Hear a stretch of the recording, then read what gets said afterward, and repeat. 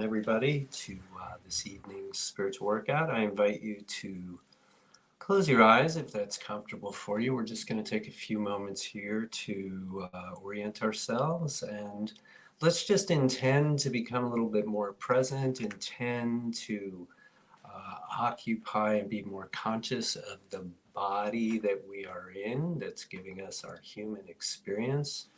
So we'll just quietly, at our own pace, just take note of the breaths we are receiving, the inhales and the exhales.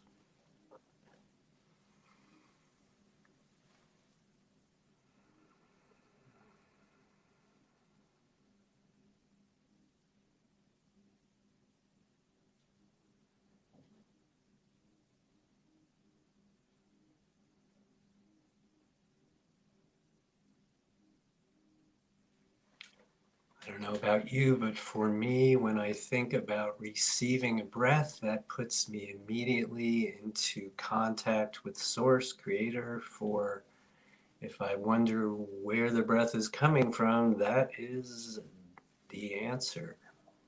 Which then reminds me that I'm a spiritual being having a human experience, which then reminds me that I'm connected to so much more than what I see or hear or sense with our 5 basic senses, right?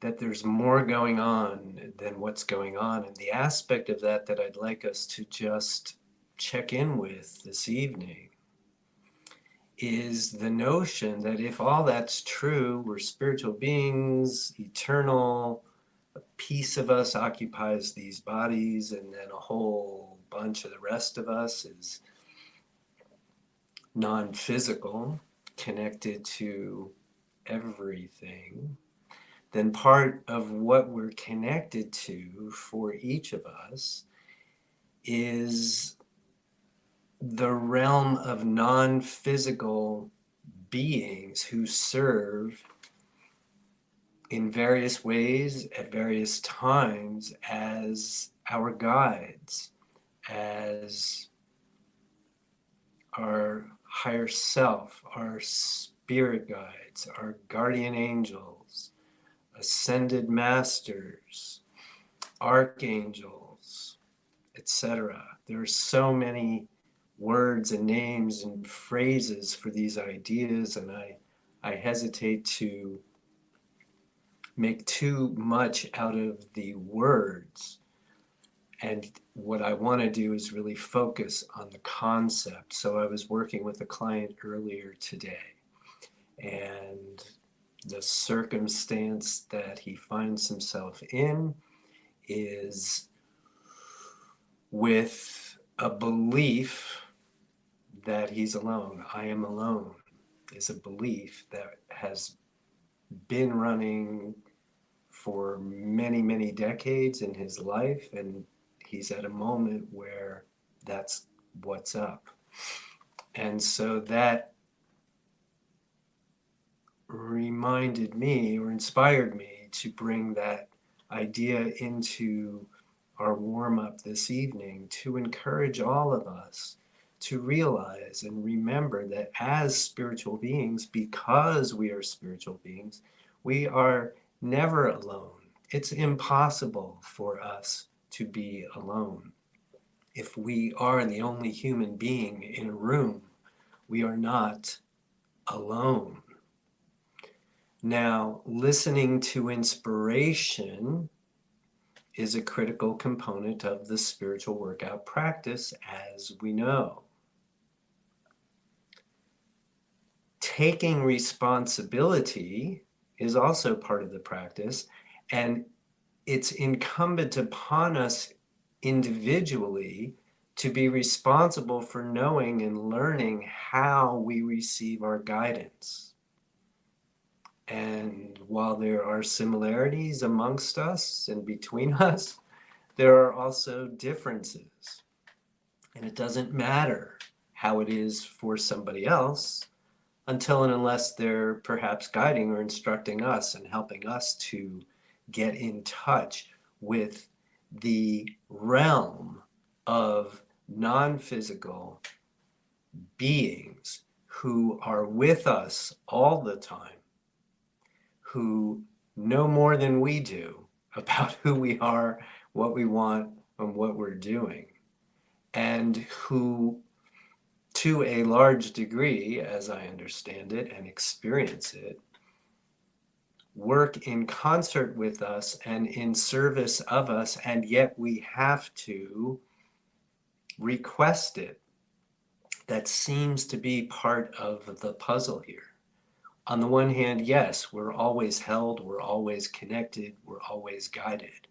But if we're really going to move into living as new consciousness beings, as 5D beings in 3D bodies on a 3D planet, it really behooves us to make the most of the vast support network that we have, to be in constant communication with said network, to, again, take responsibility for learning and understanding and appreciating how said network communicates with us, how we receive the guidance.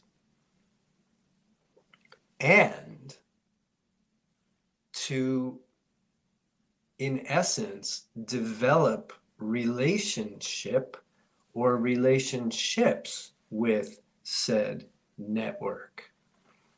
Now, I'm being as cautious as I can with the language here because my understanding of what I'm talking about and certainly my personal experience of it is that even within this realm, there is a tremendous amount, apparently, of fluidity.